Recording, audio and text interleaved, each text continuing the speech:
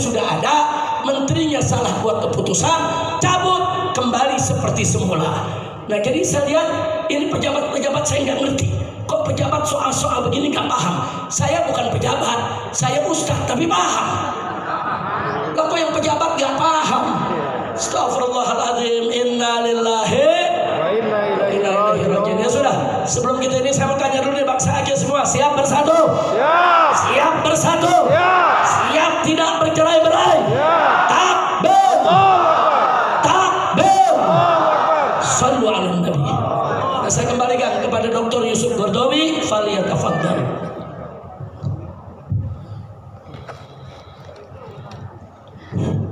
Baik Bapak Ibu, guru-guru kami semua, tadi telah kita dengar bersama pemaparan yang komprehensif, tapi itu baru mukadimah. Mau dieksplor secara komprehensif, hadiri nanti malam di Komplek Makam Syah Kuala. Di sana forum terbuka, bisa dihadiri oleh semua manusia, meskipun dia bukan beragama Islam. Saya tidak mengambil kesimpulan. Saya yakin Bapak Ibu punya kesempatan sendiri, dan saya yakin banyak sekali yang ingin bertanya dan berdiskusi apa yang telah disampaikan oleh guru kita tadi. Namun untuk sesi pertama ini kita kasih slot 3 orang untuk kaum laki-laki dan 2 orang untuk perempuan. Kita mulai dari yang kanan, dari kaum perempuan. Silakan tunjuk tangan, sebut nama. Oke, yang ini. Mi satu lagi mana Mi? Kemudian ibu yang bercadar ini. Namanya siapa Bu? Yang pakai kacamata ini? Bu?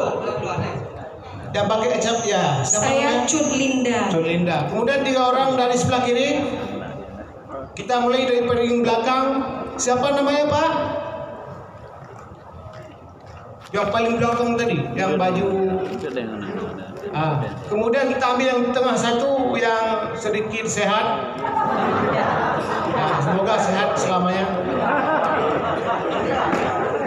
Kemudian di depan 1 orang ada Panglima Muda Agam, Panglima Agam juga dulu. Ini Abu Saman, ya saya kenal. 3 orang dulu, 5 orang, 2 dari perempuan. Nanti kita kalau ada waktu, semoga ada waktu, sebagaimana komitmen kita bahwa kita selesaikan diskusi kita hari ini adalah 15 menit sebelum salat zuhur. Buya kalau di Jakarta sudah zuhur Pak. Kalau di Jakarta belum ya, ntar lagi.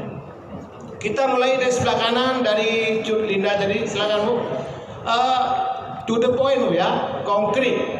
Silakan. Bismillahirrahmanirrahim. Assalamualaikum warahmatullahi wabarakatuh. Waalaikumsalam warahmatullahi wabarakatuh.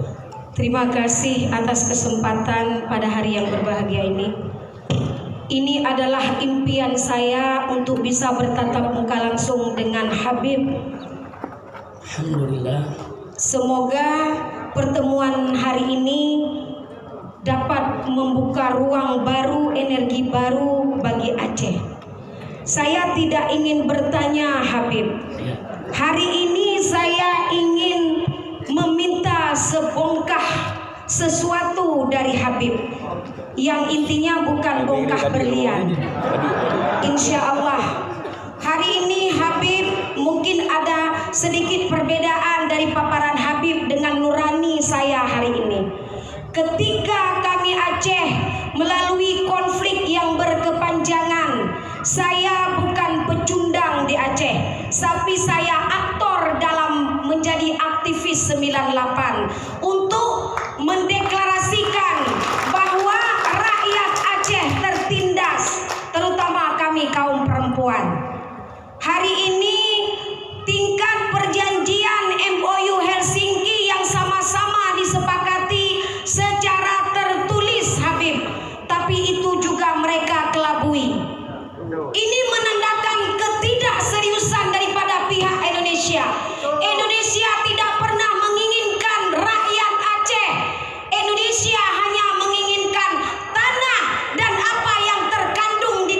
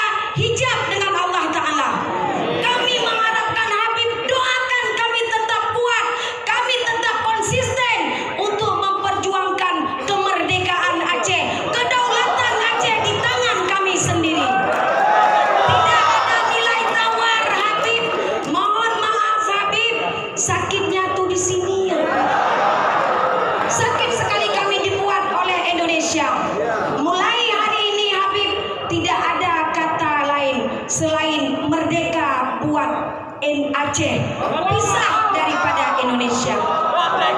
Dan insya Allah Habib membuktikan. Kemarin saya salah satu korlap untuk buat aksi untuk meminta kembali 4 pulau. Itu pun masih remang-remang surat yang tidak jelas diberikan oleh orang Indonesia, tidak ada nomor surat dan tidak ada stempel, menandakan Indonesia masih berpura-pura dengan Aceh. Insya Allah Habib, mohon doa Habib. Tidak ada kata mundur dari kami rakyat Aceh. Satu kata, cap binte labang bak papen. Lagi ulama ke nutu merdeka, hanjen muduka. Ini nanti diterjemahkan Habib. Insya Allah Habib, mudah-mudahan pertemuan hari ini memberi kesunyukan bagi rakyat Aceh, membuka pikiran bagi rakyat Aceh. Doa dari Habib supaya Aceh akan segera kita deklarasi menjadi sebuah negara yang berdaulat. Terima kasih Habib atas waktunya. Dan satu lagi permintaan saya Habib, nanti di akhir acara saya bisa berfoto dengan Habib. Terima kasih Habib. Assalamualaikum warahmatullahi wabarakatuh. Takbir.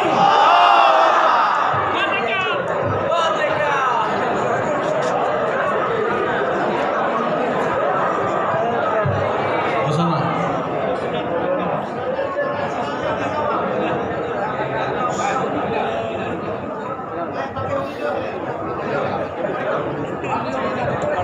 Habiskan perempuan dulu. Ada perempuan satu lagi tadi yang bercadar tadi. Sebut nama Bu ya. Babi Leorino baru. Mana itu tadi yang bercadar? Silakan Bu, sebut namanya.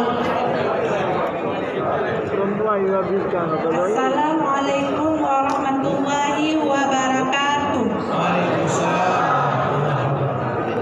Nama saya Fitriyanti. Saya adalah muhibbin Habib Rizik. Saking saya cinta sama Habib Rizik, saya menamai anak saya Muhammad Rizik. Doain Habib supaya anak saya jadi anak yang soleh Habib. Yang ingin saya tanyakan, bagaimana caranya mensinergikan peran ulama dan umara supaya terbentuk negeri yang lebih baik? Akankah ukhuwah akan terjadi bila umara itu bukan pilihan ulama? Karena hampir rata-rata sekarang umara yang terpilih bukan pilihan ulama. Contohnya, ulama berfatwa jangan memilih pemimpin wanita, tapi yang terpilih ya seorang wanita. Bagaimana cara supaya ulama dan pemerintah bisa berkolaborasi?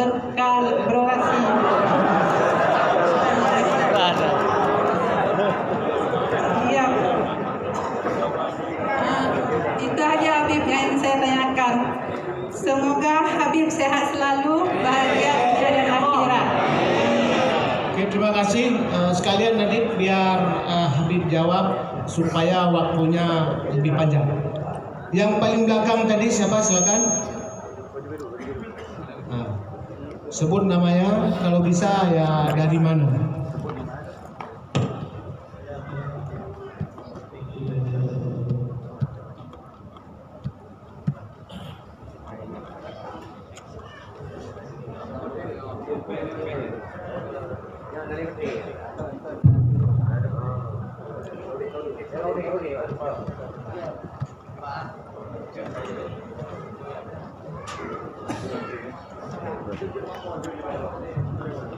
Assalamualaikum warahmatullahi taala wabarakatuh.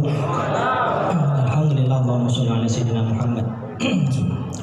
Yang kami muliakan Habib Rizik, selaku yang saya cintai dari dulu.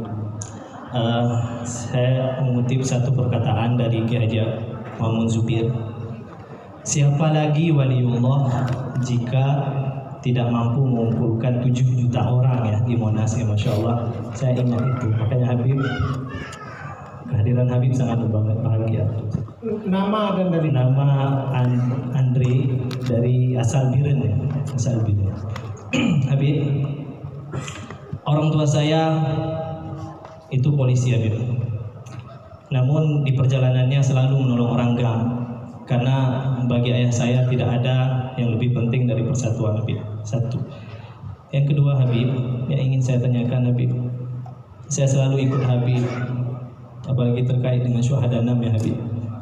Itu juga saya paham kondisi tentang operasi delima dan lain-lain Habib.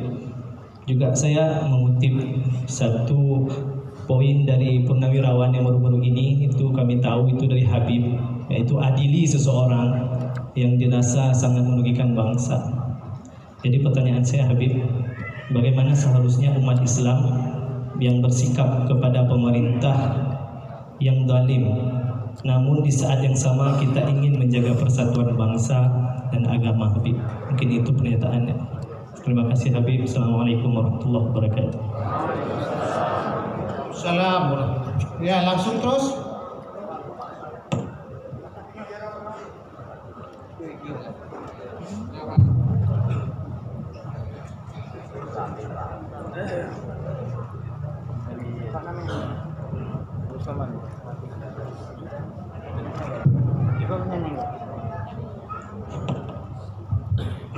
Bismillahirrahmanirrahim.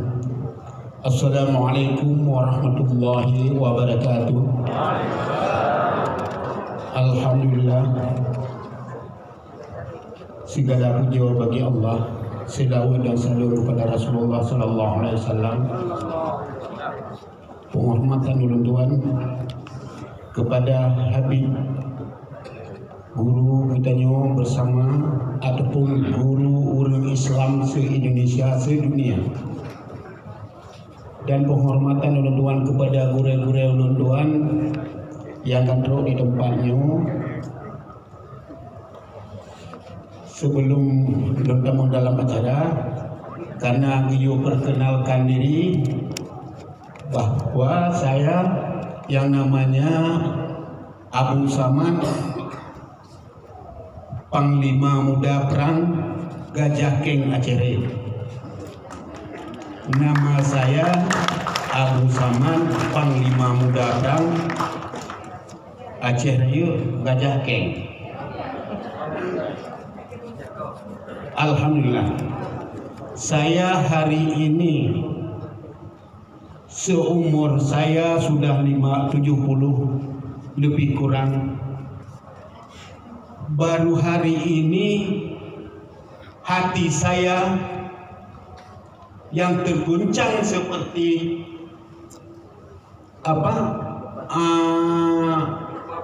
bumi waktu tsunami, Pak. Begitulah guncangnya hati saya hari ini.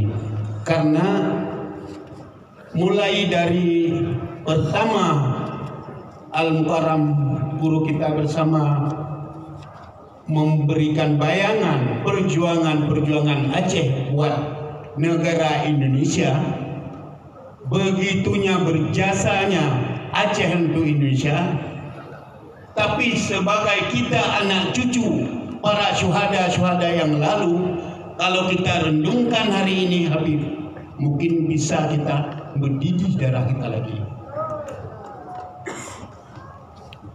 Maaf guru saya, sebetulnya dalam perkara yang lalu itu Habib, sudah ada satu pertemuan, sudah ada satu keikhlasan bahwa sudah ada perdamaian di Aceh dengan RI.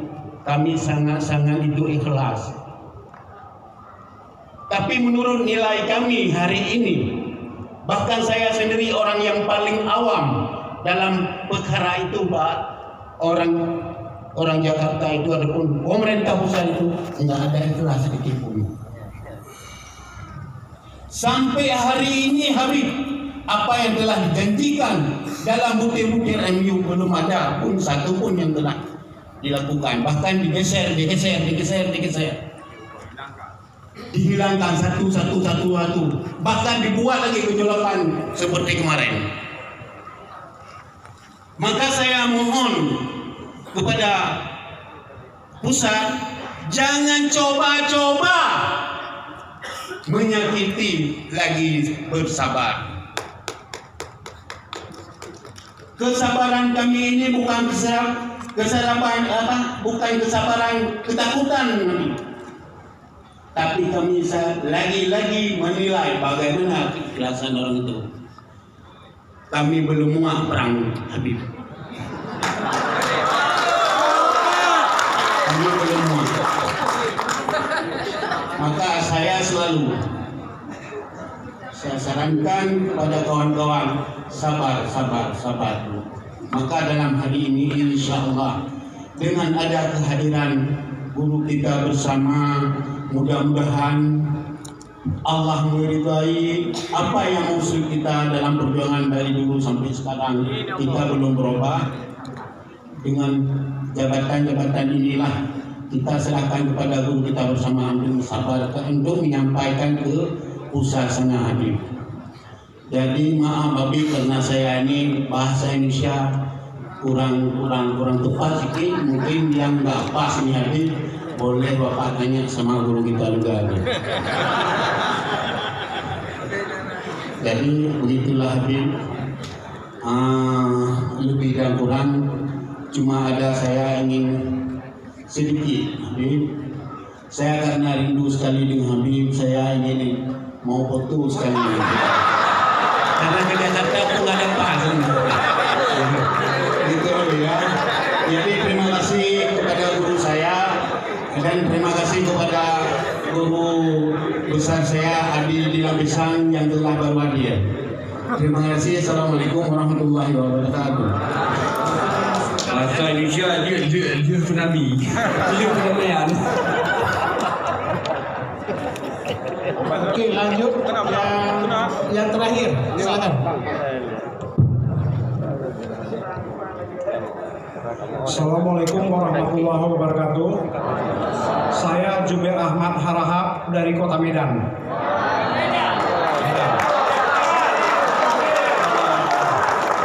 Kami di Medan kebetulan sering membuat perkumpulan dan kita semua mungkin paham Kota Medan itu kota para ketua. Jadi sangat banyak ketua-ketua di Medan dan mungkin salah satunya kami di sini juga ada yang jadi ketua gitu. Tapi kembali tadi dari kajian yang Habib sampaikan, kita harus bersatu membangun ukhuwah dan segala macam. Saya perlu sampaikan di sini Habib, walaupun saya orang Medan, suku bangsa Batak, tapi saya nggak pernah bermasalah dengan orang yang di samping saya, misalnya orang Aceh, di samping kiri saya Melayu, di depan saya Minang, Jawa dan segala macam, saya nggak pernah bermasalah. Tapi kami sering bermasalah dengan ahli-ahli politik. Dan kebetulan hari ini Habib juga mengatakan insya Allah akan diperjuangkan juga di pusat. Di pusat ini juga ahli politik semua Habib. Kami orang Medan tadi saya dengar juga banyak menyinggung masalah orang pusat. Ya pasti semua mempermasalahkan orang-orang politik itu. Kalau masyarakat orang Jakarta, orang mana nggak akan, saya yakin nggak akan ada yang bermasalah.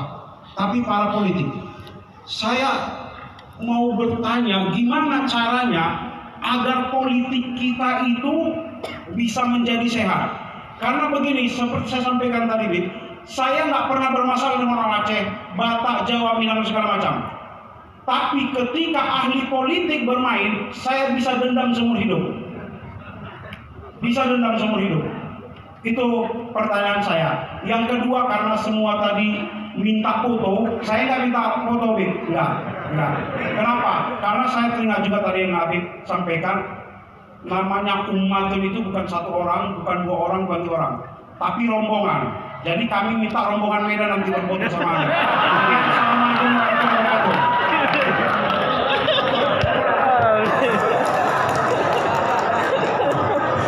Baik, terima kasih kelima penanya dan memberikan masukan ini luar biasa. Mungkin semua poin-poin pertanyaan daripada Ibu sudah ditulis mungkin oleh Habib. Di sini dari yang pertama Bu Culinda ini lebih banyak curhat dan masukan serta minta doa dari Habib agar apa yang Yang kedua yang ada pertanyaan dari Bang Andri ya. Pertanyaan Bang Andri adalah bagaimana sikap umat Islam terhadap kondisi bangsa kita di mana pemimpinnya banyak yang zalim. dan bagaimana menjaga ukhuwah kalau kita lawan kezaliman tersebut sehingga tidak terganggu ukhuwah. Kemudian Abu Somad juga ini semacam curhat juga dan masukan, tidak ada pertanyaan yang diajukan. Yang ada pertanyaan dari saudara kita dari Medan, dari Bang Jubir. Beliau bertanya, bagaimana caranya agar politik di Indonesia menjadi sehat, tidak seperti sekarang mungkin sakit. Ini langsung saja penjelasan dari guru kita bersama.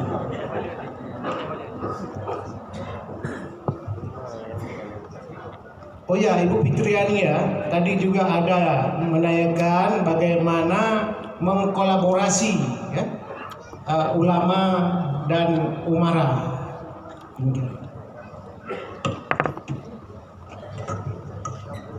Terima kasih, jazakumullahu khairal jasa.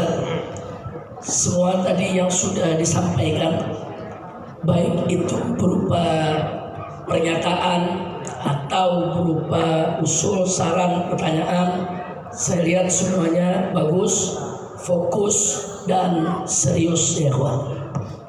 Saya mulai dari yang pertama tadi, luar biasa Bu Fitriani, semangat merdeka ya. Cut Linda, Ibu Cut Linda, maaf, luar biasa semangat untuk merdekanya.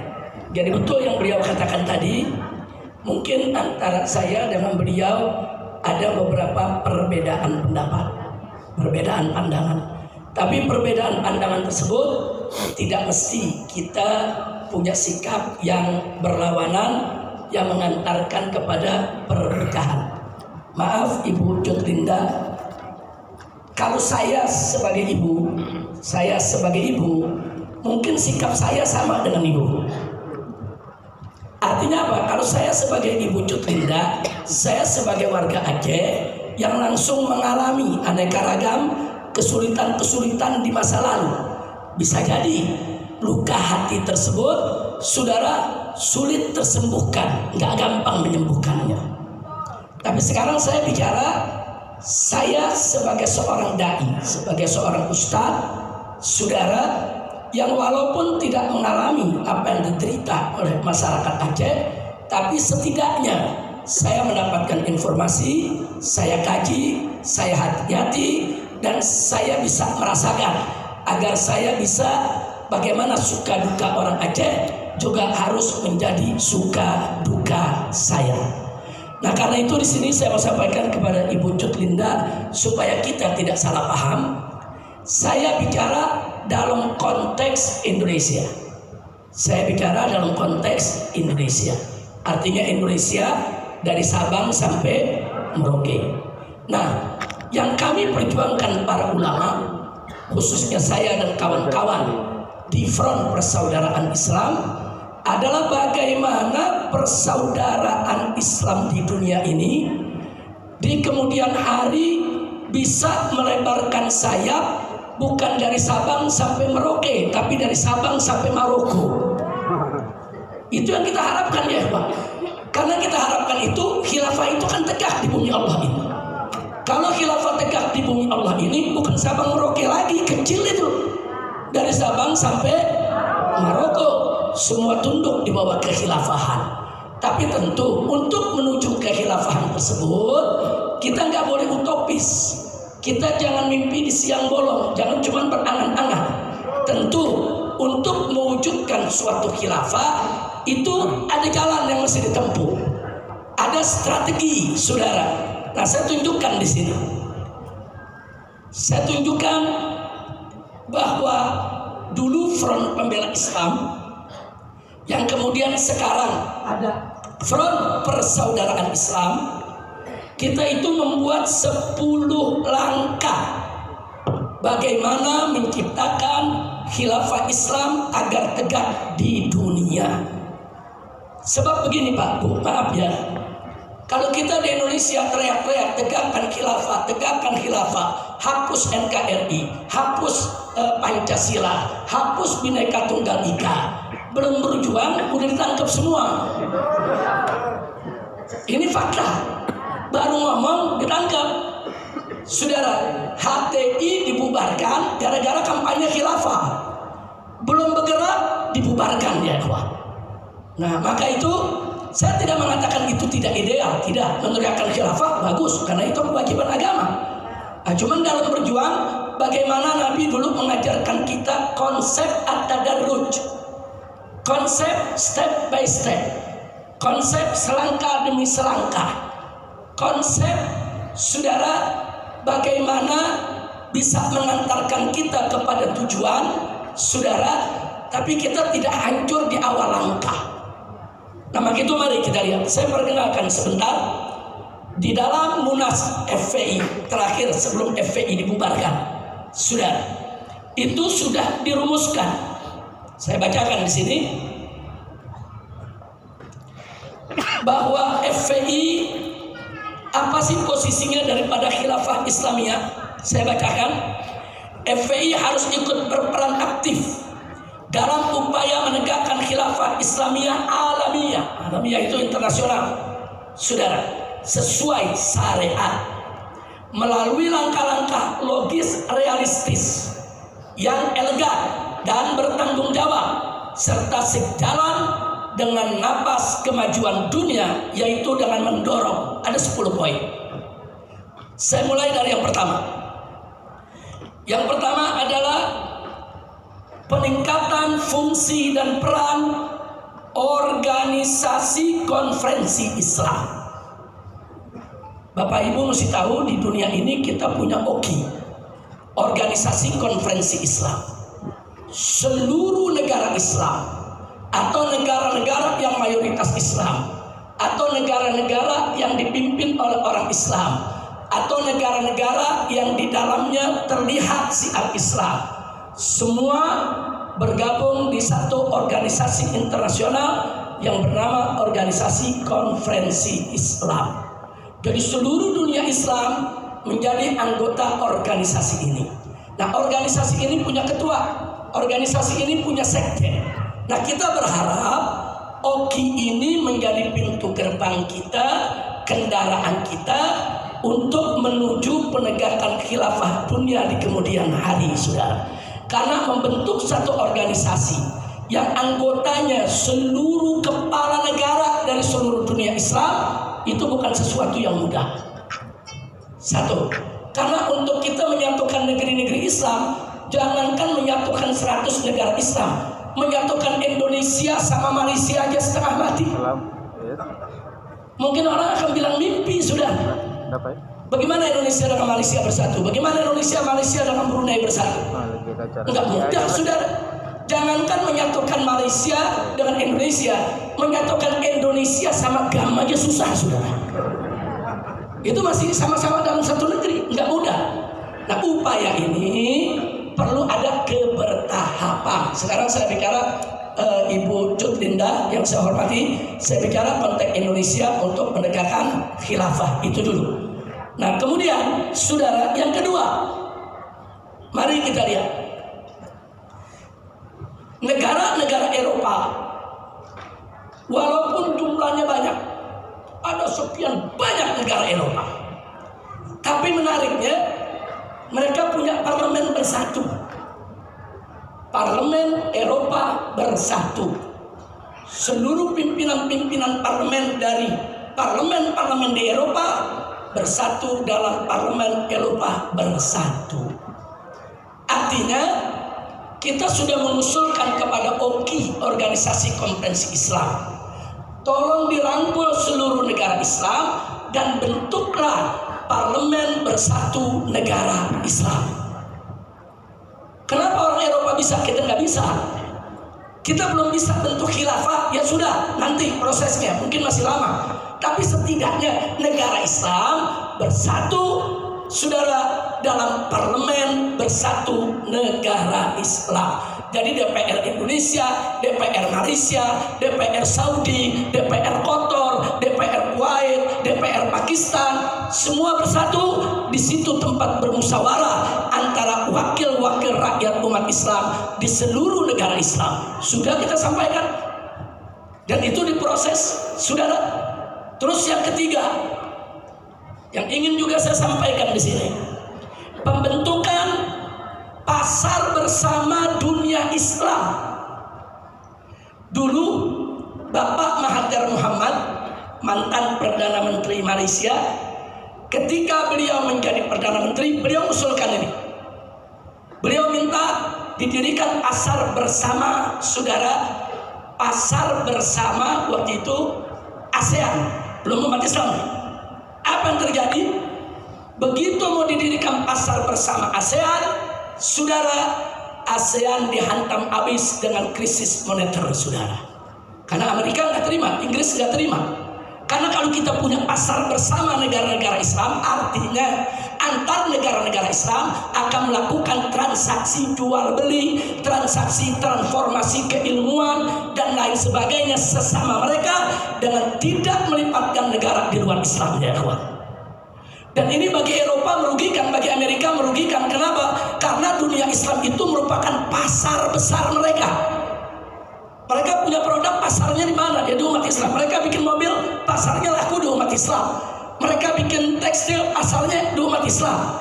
Nah, kalau umat Islam punya pasar sendiri, berdagang sesama mereka, maka pasar Eropa dan Amerika akan bangkrut, saudara.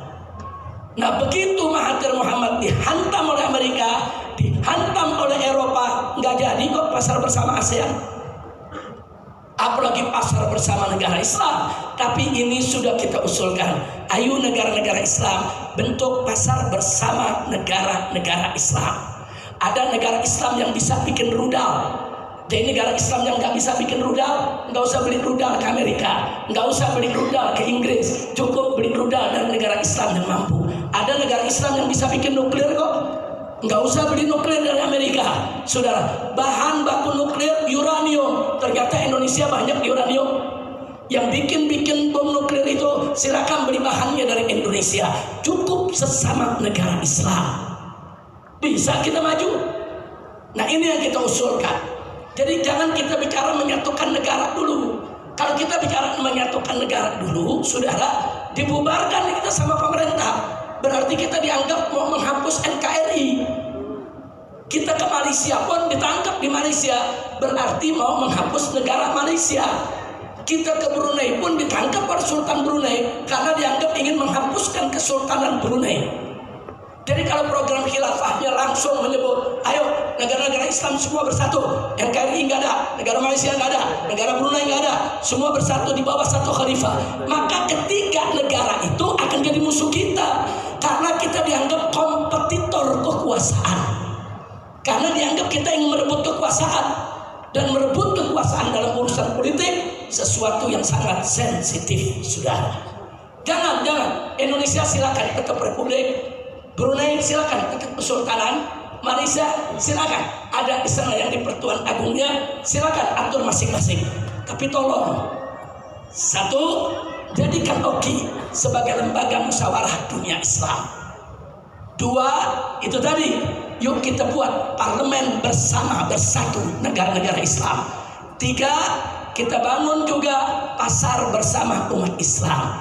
Yang keempat, saudara, yang keempat yang kita harapkan dari negara-negara Islam ini, saudara, adalah pembentukan fakta pertahanan bersama dunia Islam.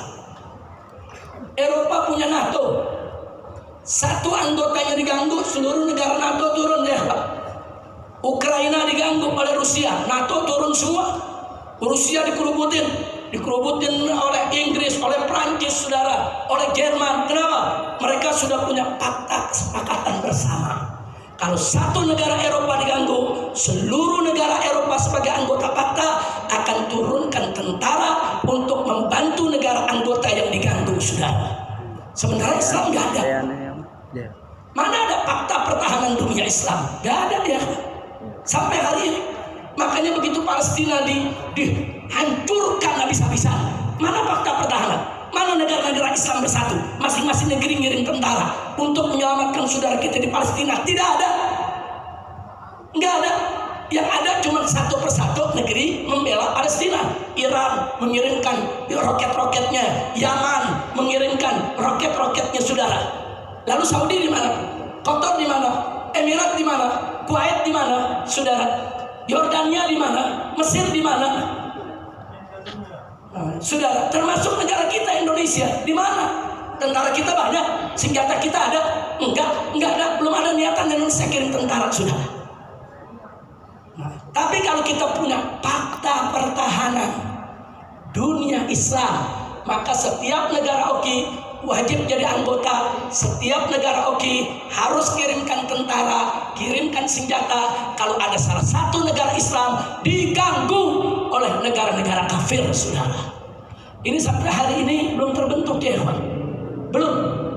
Belum terbentuk, baru sifatnya cuma bilateral aja. Iran diganggu, saudara, Pakistan maju, kirim pesawat terbangnya. Bahkan pesawat terbang Pakistan sekarang ditaruh 2 bendera, bendera Iran dan bendera Pakistan. Negara Islam yang lain kemana? Gaza udah rata dengan tanah, saudara.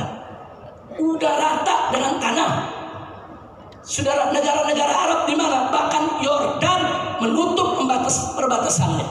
Begitu juga Mesir menutup perbatasannya, sehingga mujahidin dari berbagai negeri nggak bisa masuk. Jangankan bikin fakta pertahanan, untuk buka pintu perbatasan aja sampai hari ini sulit diperjuangkan, saudara. Tapi saya yakin, insya Allah ke depan, saudara, fakta ini akan terbentuk, saudara. Saya yakin. Doakan semua, amin. Jadi kalau Eropa punya NATO, dulu Uni Soviet punya Warsawa, maka Indonesia, Malaysia, Brunei, dan seluruh dunia Islam harus punya fakta pertahanan dunia Islam. Baik, yang keberapa sekarang? Yang kelima, saudara. Yang kelima, kita sudah mengusulkan FPI dari 15 tahun yang lalu, saudara, supaya dunia Islam ini punya mata uang bersama. Eropa bisa bikin euro, Eropa bikin mata uang bersama yang berlaku untuk seluruh negara-negara Eropa, namanya euro. Kenapa mereka bikin euro, saudara? Karena mereka kemarin babak belur menghadapi dolar Amerika. Dolar Amerika terus semakin lama semakin tinggi nilainya, sementara mata uang negara-negara Eropa semakin hancur. Akhirnya mereka bersatu, mereka musyawarah, lahirlah euro yang saat ini bersaing dengan dolar Amerika Serikat, saudara. Artinya kalau Eropa lagi-lagi bisa bersatu, bikin mata uang bersama, kenapa negara Islam tidak bikin mata uang bersama? Kalau kita bikin mata uang bersama, bisa jadi, saudara, mata uang kita akan lebih tinggi daripada dolar. Tapi sekarang kondisinya $1 udah 16.000. $1 sudah 16.000, ini apa ceritanya rupiah sebegitu hancurnya? Karena kita nggak bersatu. Makin hari rupiah makin hancur, makin hari makin melorot, saudara. Nah, tapi kalau kita bersatu, terserahlah nama mata uangnya apa. Mau dinar silakan, mau dirham silakan, mau cari nama lain silakan. Kita nggak terpaku kepada nama, tapi kita terpaku kepada substansinya, bahwa harus ada mata uang yang berlaku di seluruh negara Islam. Kalau itu terjadi, insya Allah, saudara, negara-negara Islam akan jaya dan tidak akan dimakan dengan kepuasan kerakusan dolar Amerika Serikat, insya Allah. Kemudian yang nomor 6, kita sudah sampaikan perlu adanya penghapusan paspor dan visa antara dunia Islam. Perlu, saudara. Bagaimana caranya kita ke Malaysia nggak perlu pakai paspor, kita ke Saudi nggak perlu pakai paspor. Di negara Eropa, beberapa negara Eropa, mereka bersatu untuk masuk ke salah satu negara mereka, cukup pakai KTP negeri masing-masing. Coba lihat, sekian negara Eropa bersatu, cukup nunjukin IC-nya, kartu identitas yang mereka punya, mereka bisa keluar masuk sesama negara Eropa. Ini kita ke Malaysia saja, saudara, harus pakai paspor, harus ada visa, visanya dibatasin. Apalagi ke Saudi Arabia, setengah mati dapat visanya, saudara. Coba lihat, ada apa dengan negara-negara Islam sampai umat Islam dibatasi, nggak boleh masuk ke negeri-negeri Islam yang ada. Ini penyakit buat kita, ini perpecahan. Nah, maka itu kalau kita ingin menegakkan khilafah, ini sekat-sekat ini harus kita hapus dulu. Bagaimana sesama negara Islam tidak perlu pakai paspor, tidak perlu pakai visa, ya silakan pakai kartu negeri masing-masing, saudara. Bisa kok diciptakan kalau memang para pemimpinnya itu serius. Dan ini lebih logis, lebih realistis ketimbang saat ini kita satukan dulu semua negara. Kalau semua negara disatukan, nggak ada mau, nolak. Dulu Mesir dan Libya itu bersatu, jadi satu negara. Namanya Republik Persatuan Arab. Tapi begitu di tengah jalan, pecah lagi. Libya jadi negara sendiri, Mesir jadi negara sendiri, saudara. Bagaimana kita mensatukan 100 negara Islam yang ada di dunia? Nah, itu yang maksud saya. Jangan kita berhayal, jangan bersikap utopis, tapi kita bersikap realistis. Kalau Oki bekerja, parlemen dunia Islam disatukan, saudara, kemudian ditambah mata uangnya disatukan, dan yang sudah saya sampaikan tadi semua, insya Allah pembentukan khilafah ke depan akan lebih mudah lagi. Yang terakhir, saya sebutkan saja, tidak usah saya jelaskan. Yang ketujuh, kemudahan asimilasi perkawinan antar dunia Islam. Ini juga perlu dimudahkan. Jangan sampai orang dari Indonesia mau kawin sama orang Malaysia, ngurusnya ruwet, saudara. Atau orang Malaysia mau kawin sama orang Indonesia, ngurus persuratannya ruwet, saudara. Kenapa mesti dibikin ruwet, saudara? Orang Pakistan mau kawin di Indonesia permudah, orang Indonesia mau kawin di Pakistan dipermudah. Seluruh dunia Islam harus memfasilitasi. 8. Penyeragaman kurikulum pendidikan agama dan umum di dunia Islam. Catat baik-baik bahwa kurikulum pelajaran matematika yang diterbitkan oleh orang-orang Barat berbeda dengan yang diajarkan antara di Eropa dengan yang ada di Indonesia, saudara. Berbeda jauh, saudara. Ada matematika kelas Asia, ada matematika kelas Eropa, saudara. Apa mereka pikir kita nggak mampu belajar matematika kelas Eropa? Siapa bilang? Juara matematika dunia datangnya dari Indonesia, saudara. Nah, maka itu, saudara, perlu ada kurikulum di dunia Islam. Jangan sampai kita dikerjai oleh dunia Barat. Dan yang berikutnya, perlu ada satelit dunia Islam. Sekarang bagaimana kita mau perang melawan musuh-musuh kita? Orang dunia Islam aja satelitnya dibuat oleh Barat kok. Indonesia punya satelit yang buat Amerika. Satelit itu tempat menampung sinyal semua komunikasi kita. Jadi kalau presiden bicara sama menterinya, masuk ke satelit, Amerika tinggal nguping, saudara, apa yang dibicarakan oleh presiden. Kenapa? Karena satelitnya bukan kita yang kendalikan. Yang buat Amerika, yang kendalikan juga Amerika. Maka itu ke depan dunia Islam bersatu. Mampu kok bikin satelit sendiri yang dunia lain nggak bisa menyadap kita, saudara. Anda bisa bayangkan deh, kalau presiden lagi ngobrol sama istrinya di kamar bisa disadap juga. Apa nggak kacau ini dunia, saudara? Inna lillahi wa inna ilaihi raji'un. Nah, berikutnya, saudara, bahwa pendirian perlu ada Mahkamah Islam Internasional. Nah, Mahkamah Islam Internasional ini perlu. Jadi kalau ada di dunia Islam yang melakukan kezaliman seperti di Aceh tadi cerita Jutlinda, oh ada oknum-oknum tentara dulu yang melakukan kezaliman kepada rakyat Aceh. Kalau ada Mahkamah Islam Internasional, dia nggak bisa diadili di Aceh, bawa ke Mahkamah Internasional, saudara. Mesti seperti itu. Tapi ini umat Islam lemah.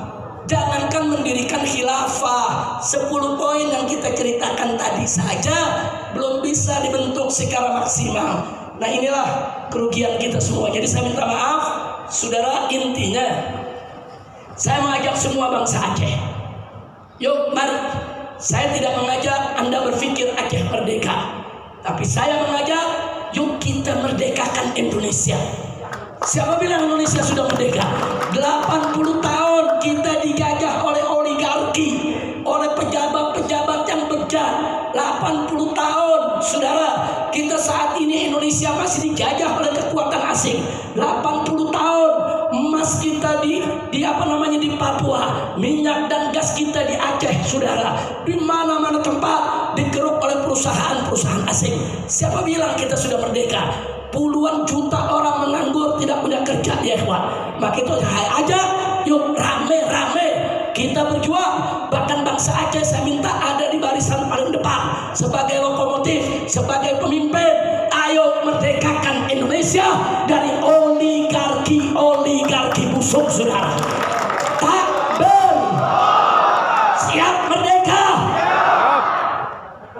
Ini dipotong minta rekamannya. Ini sama buzzer minta dipotong rekamannya. Judulnya Habib Rizik menyerukan Aceh Merdeka. Padahal yang saya bilang bukan Aceh Merdeka, Indonesia merdeka. Siap merdekakan Indonesia? Siap memerdekakan Indonesia sekali lagi. Takbir. Jadi saya nggak berbeda pendapat dengan Ibu Cut Linda, hanya beda konteks saja Bu Cut Linda.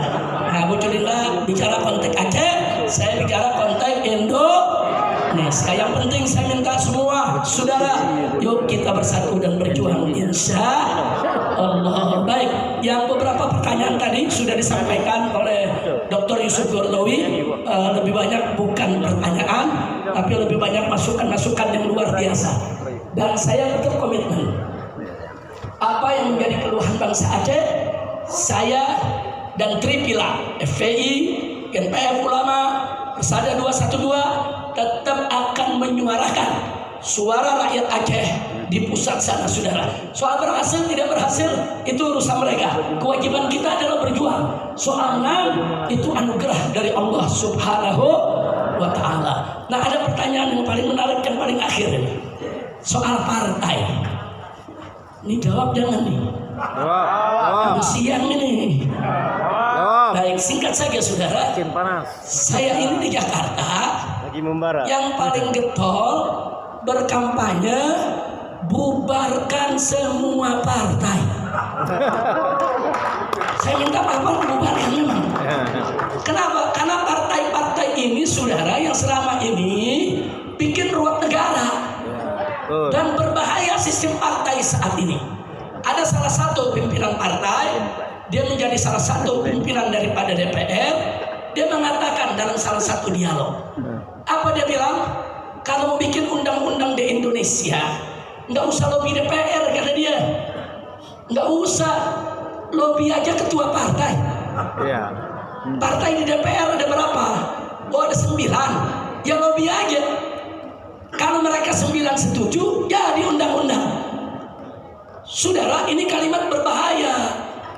Kalau 9 ketua partai dibeli, satu partai, satu ketua, 1 triliun. 9 orang ketua umum partai, cuman 9 triliun. Kecil bagi oligarki. Dia beli sarang 1 triliun, terus dia pesan, bikin aturan ini, bikin undang-undang ini, bikin undang-undang minerba, bikin peraturannya begini, yang memudahkan perusahaan dia untuk mengeruk kekayaan Indonesia. Saudara, begitu undang-undang itu muncul, oligarki tadi dia bisa mengeruk kekayaan Indonesia ribuan triliun.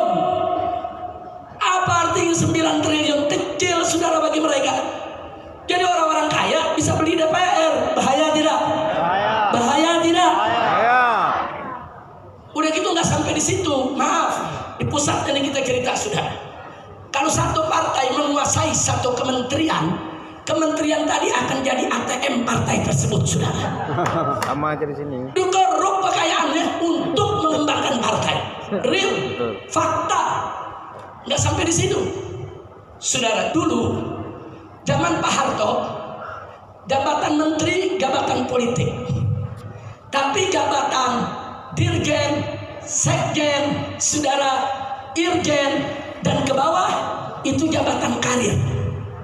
Jadi orang kerja di Kementerian Dalam Negeri dari mulai saudara golongan yang paling rendah naik sampai jadi sekjen, naik sampai jadi irjen. Itu jabatan karir. Itu namanya meritokrasi. Orang diberikan jabatan berdasarkan karir dan prestasi. Dulu di zaman Pak Harto begitu, cuman menteri saja jabatan politik, dibagi-bagi buat orang politik, saudara. Di bawahnya semua jabatan karir. Begitu kita reformasi, masuk kita zaman reformasi sampai hari ini berubah. Sekarang di departemen-departemen, kementerian-kementerian bukan hanya menteri jabatan politik, tapi irjen, sekjen, dirjen, sampai kepala bagian. Kalau nggak punya hubungan dengan partai, jangan mimpi akan diangkat, saudara. Bahkan ada satu kementerian, maaf, menterinya dari partai saudara. tukang sapunya dari partai anu juga sudah. Ini gimana ceritanya? Kekayaan dibagi-bagi di antara partai, saudara, nggak boleh. Ini merusak meritokrasi sehingga banyak yang tidak ahli diangkat jadi menteri bukan di bidangnya. Bukti, Jokowi ngangkat Nadiem jadi menteri pendidikan. Nadiem itu bos Gojek. Lah kok bos Gojek jadi menteri pendidikan? Akhirnya apa? Terungkap sekarang 9,9 triliun uang dana pendidikan dikorupsi. Apa? Menteri Kesehatan, saudara, yang sekarang diangkat lagi dari zaman Jokowi udah jadi Menteri Kesehatan. Ini Menteri Kesehatan bukan dokter, bukan ahli medis, dia bankir, ahli perbankan. Loh kok ahli perbankan diangkat jadi Menteri Kesehatan? Kan profesor dokter ahli kesehatan kita banyak. Kenapa bankir nggak diangkat jadi Gubernur Bank Indonesia umpamanya, atau Menteri Keuangan umpamanya? Kenapa Menteri Kesehatan? Karena kesehatan kita mau dibisniskan. Kacau ini negeri, saudara. Kenapa? Karena meritokrasi tidak berjalan. Nah itu sedikit di antara alasan kami. Kalau begitu jalan keluarnya bubarkan semua partai. Bubarkan aja udah semua partai, saudara, di Jakarta. Takbir. Ada yang nanya, Habib, kalau dibubarkan nanti pilih presiden bagaimana? Kan bisa calon independen. Bisa nggak calon independen? Bisa. Nggak perlu partai kita. Wah Habib, nanti kalau nggak ada partai, bagaimana anggota DPR-nya? Lah kan ada DPD yang dipilih tanpa partai, saudara. Dewan Perwakilan Daerah itu, saudara, DPD. Saudara, senator itu dipilih tanpa partai kok. Ganti saja DPD jadi DPR. Saudara, enggak perlu partai kita, tidak perlu partai. Indonesia bisa hidup tanpa partai dan Indonesia akan sehat tanpa partai. Insya Allah. Ada yang menarik. Pengurus P3 datang ke rumah saya. Habib, doain Habib. Kami mau bikin mau bikin kongres untuk reformasi P3. Doain Beb ya. Saya jawab, bagaimana doain? Orang saya mau bubarin partai. Kemudian ada partai baru namanya Partai Negoro, saudara. Faisal Segaf yang bangun, rame-rame pengurus datang. Habib, kita minta didoain, direstuin, kita bikin partai baru. Ente gak ada kerjaan, yang lama kita mau bubarin, ente bikin yang baru. Masya Allah, kira-kira jelas saudara ya. Nah, saya nggak bisa panjang-panjang. Kalau mau bicara negara tanpa partai, ini perlu waktu yang banyak. Insya Allah kalau nanti saya ke Aceh lagi, ini bisa jadi judul seminar kita, saudara. Kita berseminar tentang bisakah Indonesia menjadi negara tanpa partai. Saya jawab, bisa. Saudi jadi negara tanpa partai, saudara. Nggak ada partai. Cina jadi negara, partainya cuma satu. Dia doang, saudara. Yang pemilihan dia, yang pemilih dia, yang jadi pejabat dia, saudara. Nah, jadi Indonesia tidak perlu partai. Dulu kesultanan di Indonesia, termasuk Kesultanan Aceh, berdiri tegak, saudara, menerapkan hukum Islam. Ada partai kan? Nggak ada, saudara. Jadi siapa bilang Indonesia tidak bisa hidup tanpa partai? Jadi jangan kaget kalau di Jakarta orang partai pegal banget kalau udah ketemu saya. Tapi nggak apa-apa. Ini namanya kita berbeda pandangan, silakan. Nggak apa-apa, saudara. Mau yang setuju boleh, nggak setuju boleh. Tapi saya berpikir bukan untuk mencari kedudukan dan kekuasaan, tapi bagaimana sistem meritokrasi, sistem jabatan karir berdasarkan prestasi itu bisa berjalan di Indonesia, insya Allah. Nah itu saja, saya kembalikan ke luar biasa. Pertanyaan-pertanyaan yang diajukan oleh para peserta dijawab dengan tuntas. Secara umum sudah terjawab semuanya.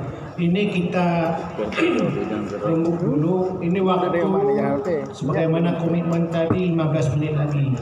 Zuhur kita jam 1 kurang 5 menit kalau nggak salah ya. Jadi ada waktu kita harus komitmen dengan apa yang kita sampaikan. 15 menit sebelum zuhur kita clearkan karena nanti ada sesi foto. Ada sesi foto dengan guru kita. Kita sepakati, kita lanjut atau kita close? Lanjut atau foto? Lanjut. Lanjut. Pertanyaan atau masukan? Oke. Kita akomodir karena ini salah satu singa Aswaja Banda Aceh. Mana mic-nya?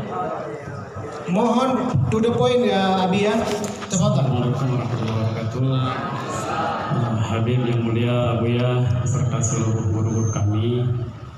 Saya tidak bertanya dan tidak meminta masukan, tapi minta nasihat tadi. Nasihat kepada kami ini di Aceh yang muda-muda, yang masih berdarah panas dari segala unsur akademisi, praktisi, dari organisasi yang sekarang sesuai dengan tema yang kita buat pada hari ini, merajuk ya, bukan merajuk ya, merajuk bahasa Malaysia ya, merajuk bahasa Aceh ya. Oke. Jadi itu Bib, kami di sini banyak elemen, cuma sebahagian mungkin agak terlalu maju. Ini susah untuk bersatu Bib. Ada yang masing-masing punya opini sendiri. Makanya kami butuh nasihat nih, bagaimana kita bersatu sesuai dengan isi dari ceramah Habib dan juga sesuai dengan doa yang saya perhatikan.